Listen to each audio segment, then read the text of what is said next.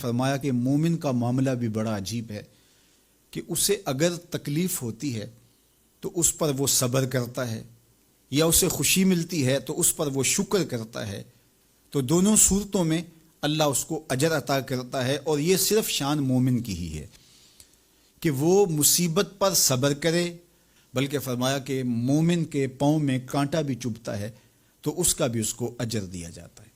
اس کے درجے بلند ہوتے ہیں، اس کے گناہ معاف کر دیے جاتے ہیں، اس کی خطاؤں سے درگزر کر لیا جاتا ہے۔ لیکن یہ مشروط ہے اس تکلیف کو صبر کے ساتھ برداشت کرنے سے۔ اگر وہ واویلا کرتا ہے، ناشکری کے کلمات کہتا ہے، تو تکلیف تو ختم نہیں ہوتی لیکن اجر زائل کر دیا جاتا ہے۔ تو اس لیے ہمیں ہر صورت کے اندر صبر کے دامن کو مضبوطی سے تھامنے کی تلقین کی گئی ہے، اور اہل ایمان کو یہ بھی سبق دیا گیا کہ جب انہیں کوئی بھی مصیبت پہنچتی ہے تو وہ کہتے ہیں انا للہ و انا الیہ راجعون، کہ ہم اسی کے ہیں اور اسی کے حضور پلٹ کے جانا ہے۔ تو یہ وہ امر ہے کہ جو ان کی طبیعت کے اندر ٹھہراؤ پیدا کرتا ہے اور ان کی زندگیوں کے اندر اللہ تعالیٰ جل شانہ پر جو یقین ہے اس کا پتہ دیتا ہے۔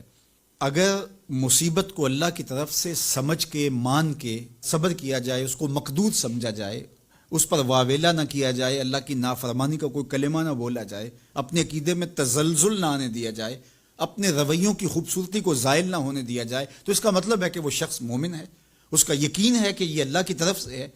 تو پھر اس کے یقین کے صلے کے اندر اللہ اس کو پھر ہدایت قلب کا چراغاں نصیب کرتا ہے۔ اور فرمایا واللہ بکل شیء علیم، اور اللہ ہر شے کو جاننے والا ہے، اسے پتہ ہے کہ کسی پر مصیبت نازل کیوں کرنی ہے، اور اس مصیبت سے اس کا امتحان لینا مقصود ہے، اس کے درجوں کو بلند کرنا مقصود ہے، اس کے گناہوں کو معاف کرنا مقصود ہے، اس کو کسی آزمائش میں ڈال کر کے اس کو مزید کندن بنانا مقصود ہے، یا اس کا کیا مقصود ہے، اس کو سزا دینا مقصود ہے، یہ اسے پتہ ہے۔ تمہارا رب تمہاری طرف آنے والی جو تکلیفیں ہیں ان کے اندر ہزارہا پنہا حکمتوں سے واقف ہے۔ یہاں یہ بات بھی سمجھنے کے قابل ہے کہ جو شخص مصیبت کے آنے پر صبر اور استقامت کے ساتھ اس سے نپٹتا ہے اور اللہ پر جو اس کا یقین ہے اس میں تزلزل پیدا نہیں ہونے دیتا، کل من عند اللہ، اے محبوب فرما دیجئے جو کچھ ہے وہ تمہارے رب کی طرف سے ہے۔ یہ اس کا خیال اور فکر ہے کہ یہ میرے اللہ کی طرف سے ہے، تو پھر اس مصیبت کو ٹالنے والا بھی وہی ہے۔